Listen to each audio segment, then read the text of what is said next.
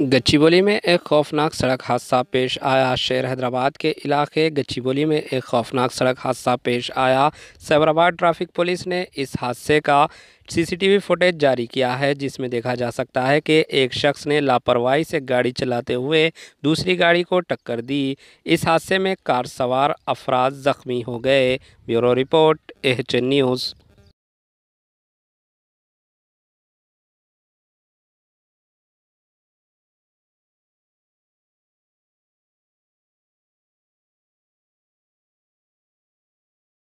Erragadda Netaji Nagar AG colony में वाक़े बिस्मिल्लाह foods and commodities, जहां पर सोना मसूरी बासमती चावल के साथ ही साथ मुख्तलिफ वैरायटीज के चावल दस्तयाब है और आटा, तेल, शक्कर भी मौजूद है।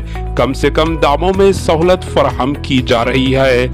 आप घर बैठे ऑर्डर दे सकते हैं और ये आपको लेकर सामान पहुंचा देंगे, वो भी मुफ्त में, यानी होम डिलीवरी फ्री। देर किस बात की, फौरी इन नंबर पर राब्ता पैदा करें 6301809556 8247414549।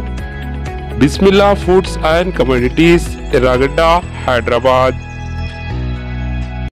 हमारे एएचएन न्यूज़ को सब्सक्राइब करिए ताकि आपको नोटिफिकेशंस आते रहे वक्त पर।